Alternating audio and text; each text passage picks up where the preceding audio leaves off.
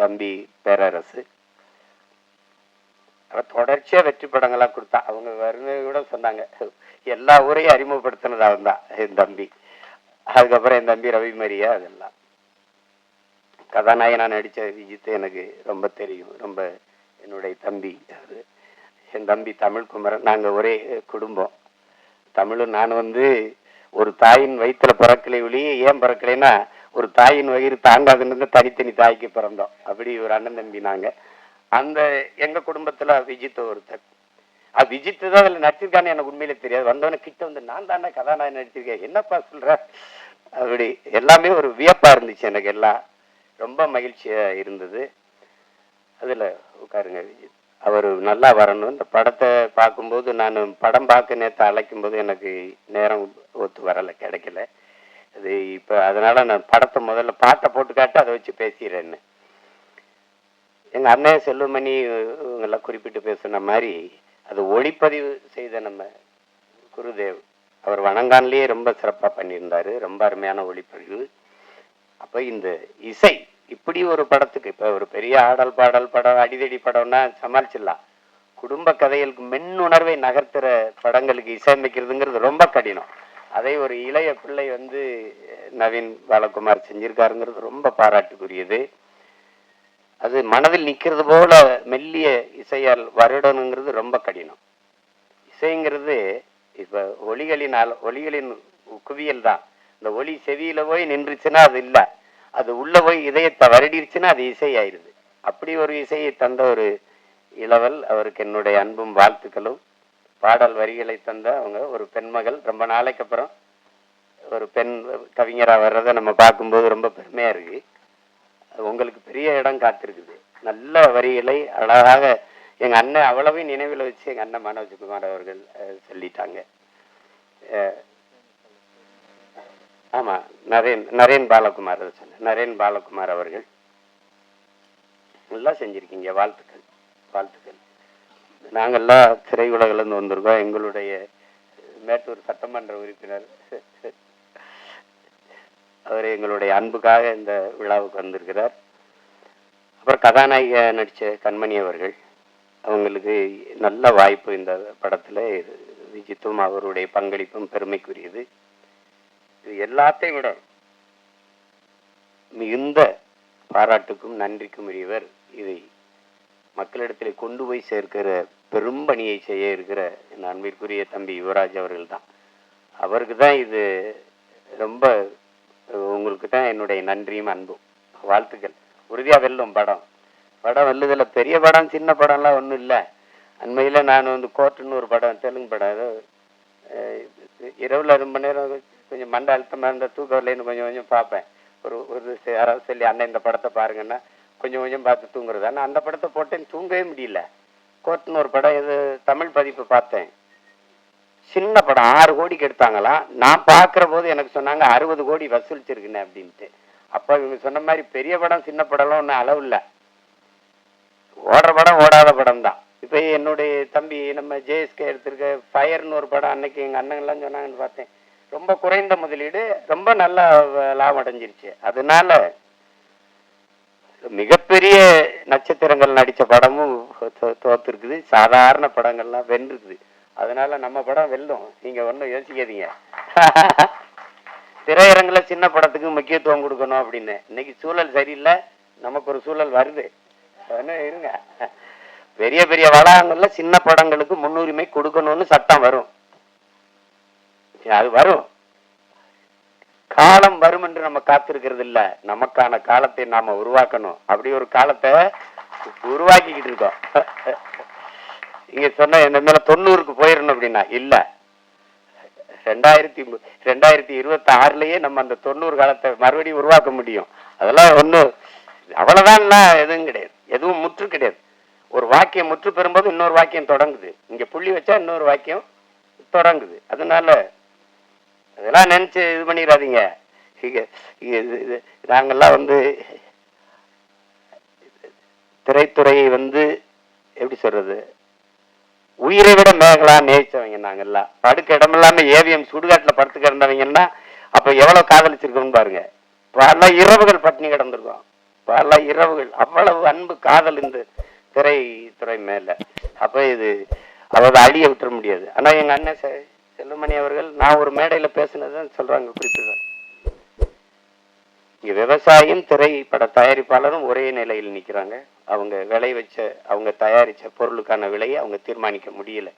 தீர்மானிக்கிற காலத்தை நம்ம உருவாக்கணும். அப்பதான் வேளாண்மை செழிக்கும், திரைக்கலையும் செழிக்கும். அது காரணம் ஒற்றுமை இல்லாததுனாலதான். இன்னைக்கு எழுத்தாளர் சங்கத்துல நம்ம ஐயாவும், தொழிலாளர் சங்கத்துல எங்க அண்ணன் போன்ற தளபதிகள் இருக்கிறதுனால ஒரு பாதுகாப்பு இருக்கு. பத்தல, எல்லாத்தையும் சரி செய்ய நினைக்கிறோம், இதை சரி செய்யாம விட்டுருவோமா என்ன? அதுக்கு ஒரு காலம் வரும். ஆனா இதுல என்னுடைய மைத்துனர் சிவா ஆறுமுகம், அவர் ராஜான்னு நாங்க அழைப்போம், அவருடைய செல்லமா அழைக்கிற பேரு. நாங்க ஒரே குடும்பமா வந்தவர், கடுமையான உழைப்பாளி. என்ன இருந்தாலும் அந்த நேசித்து வந்த திரைத்துறையை விட்டு வெளியேறல. அது ஒரு பெரிய பெரிய, அதுக்கு அவருக்கு பெரிய பாராட்டு. சிலர் விட்டுட்டு போயிடுவாங்க, ஆனா விடல. அப்ப படம் எடுக்க ஆள் இல்ல, சரி நம்மளே எடுப்போம். அதெல்லாம் அது ஒரு போர் தான், அது அப்படிதான் சொல்லணும், அது ஒரு தவம்னு தான் சொல்லணும். புலம்பிக்கிட்டு நிக்கல, யாரும் வரல, யாரும் எடுக்கல, இது அப்படிலாம் இல்லை. ஒரு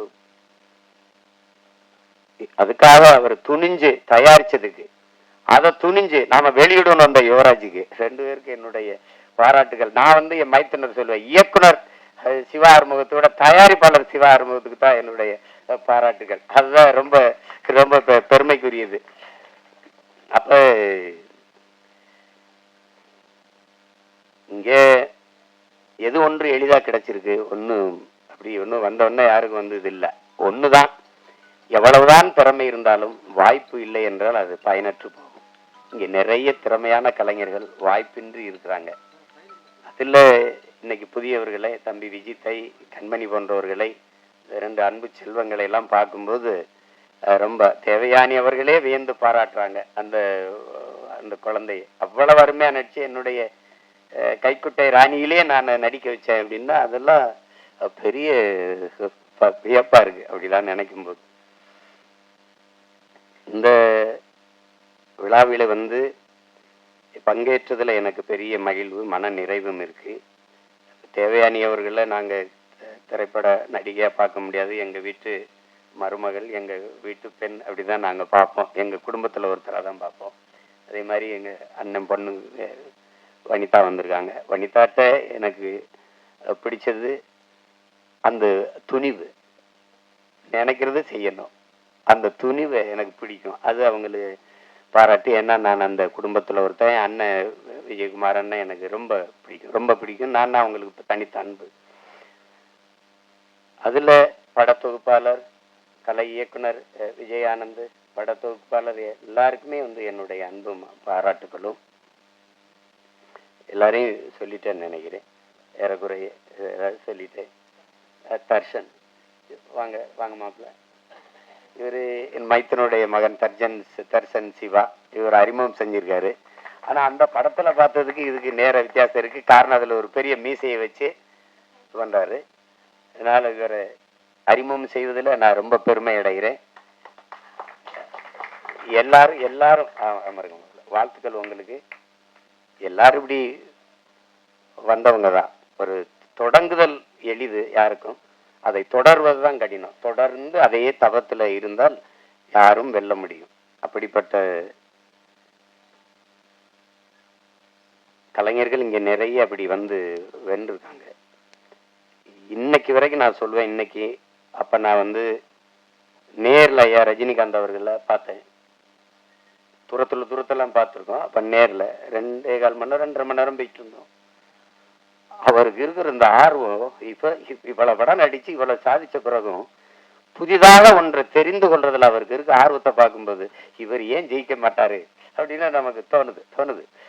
என்னை ஈர்க்க வச்சுட்டு சிமன்ல வந்துடுறேன் அப்படின்னு போகும்போது, அதே அந்த படத்துல பாக்குற மாதிரி அதே வேக நடை, அதே வேக இதை பார்க்கும்போது இவ்வளவு சுறுசுறுப்பாக அவரு சோம்பேறிகளை கூட அவர் இயங்குறத பார்த்தா ஏங்கிடுவான். அப்படி ஒரு இது. அது அவரு அந்த தேடலும் அந்த வெறியும் இருக்கிற ஒவ்வொருத்தனும் உச்சத்தை தொடலாம், சாதிக்கலாம். அதுல சாதாரணம் இல்லை. அப்படி வந்ததுல அதுல இவ்வளவு பேரு இந்த படைப்புல பங்கேற்றிருக்காங்க. குறிப்பா இதுக்கு பிதா மகனா இருந்து பீசுமரா இருந்து வாழ்த்திட்டு இருக்கிறது எங்க அண்ணன் அதிகமா.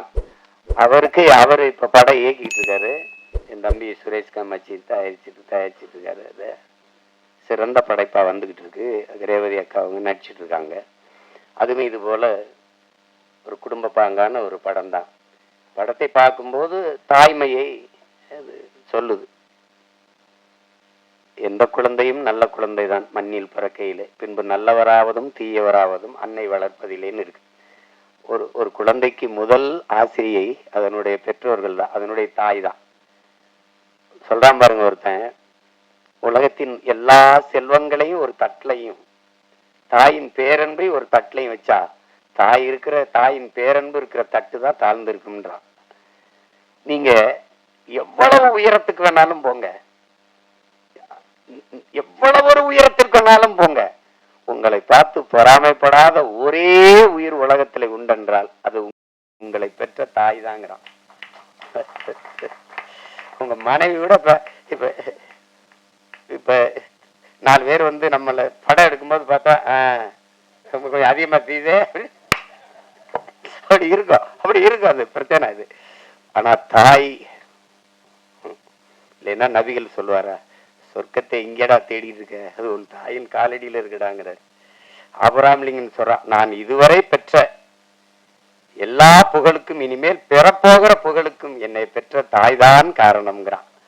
அது ஒன்னும் சொல்றதுக்கு இல்லை. தாயின் பேரன்பின் கிணை அவிசாமித்திர அவரு சொல்றாரு, வால்மீகி சொல்றான், நீ